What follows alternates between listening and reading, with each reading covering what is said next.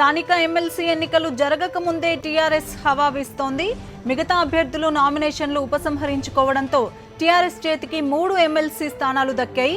Warangal MLC నిన్ననే decide అయిపోగా తాజాగా నాటకీయ పరిణామాల మధ్య ఆదిలాబాద్, మెదక్లలో కూడా ఆ పార్టీ అభ్యర్థులే ఏకగ్రీవంగా ఎన్నికయ్యారు. ఆదిలాబాద్ నుంచి పురాణం సతీష్, మెదక్ నుంచి భూపాల్ రెడ్డి ఏకగ్రీవంగా ఎన్నికయ్యారు. మరింత సమాచారం మా కరెస్పాండెంట్ నరసింహారావుని అడిగి తెలుసుకుందాం. నరసింహారావు, ఎమ్మెల్సీ ఎన్నికలకు సంబంధించి టీఆర్ఎస్ హవా వీస్తోంది. ఏకగ్రీవంగా ఎలక్షన్ జరగక ముందే టీఆర్ఎస్ అభ్యర్థులు ఎన్నికవుతున్న పరిస్థితి, వివరాలేంటి?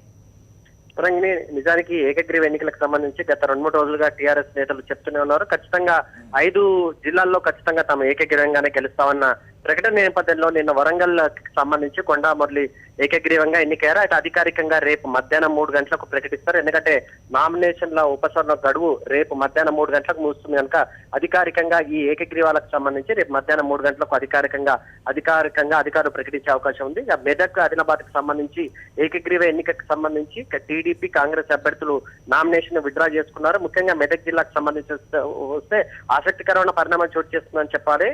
కాంగ్రెస్ సంబంధించిన అభ్యర్థి నామినేషన్ విత్డ్రా చేసుకోవడంతో పాటు ఏకంగా టీఆర్ఎస్ పార్టీలో చేరుతున్నట్టుగా శివరాజ్ పాటిల్ ప్రకటించారు. ఆయన మొన్నటి వరకు ఆయన అభ్యర్థిగా నామినేషన్ దాఖలు చేశారు కాంగ్రెస్ పార్టీ నుంచి. ఆయన చివరి నిమిషంలో ఈ రోజు ఉదయం జరిగిన నాటకీయ పరిణామాల మధ్య నామినేషన్ ఉపసంహరించుకోవడంతో పాటు టీఆర్ఎస్ లో చేరుతున్నట్టుగా ప్రకటించారు. దీంతో మెదక్ జిల్లాకు సంబంధించి భూపాల్ రెడ్డిని దాదాపుగా ఎమ్మెల్యే ఏకగ్రీవంగా ఎన్నికైనట్టే రేపు అధికారికంగా ప్రకటించే అవకాశం ఉంది. ఇక ఆదిలాబాద్ లో కూడా దాదాపుగా అలాంటి పరిస్థితి జరిగింది.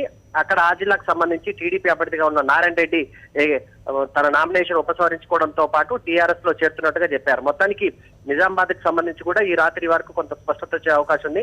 నిజామాబాద్ జిల్లాకు సంబంధించిన 3 అభ్యర్థులు బరిలో ఉన్నారు. దాంట్లో 2 ఉపసంహరించుకోవడానికి సిద్ధంగా ఉన్నట్టుగా టీఆర్ఎస్ వర్గాలు చెప్తున్నాయి.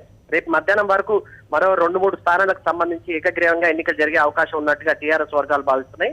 మొత్తానికి రాజకీయంగా కొంత ప్రతిపక్ష పార్టీలు ఉన్న కాంగ్రెస్, టీడీపీలో కొంత ఇబ్బందికరమైన పరిస్థితి వస్తున్నది. ఏకంగా అభ్యర్థులు నామినేషన్ ఉపసంహరణ చేసుకోవడంతో పాటు అధికార పార్టీలో చేయడం మాత్రం రాజకీయంగా కొంత చర్చనీయాంశంగా మారింది. తరంగిణి.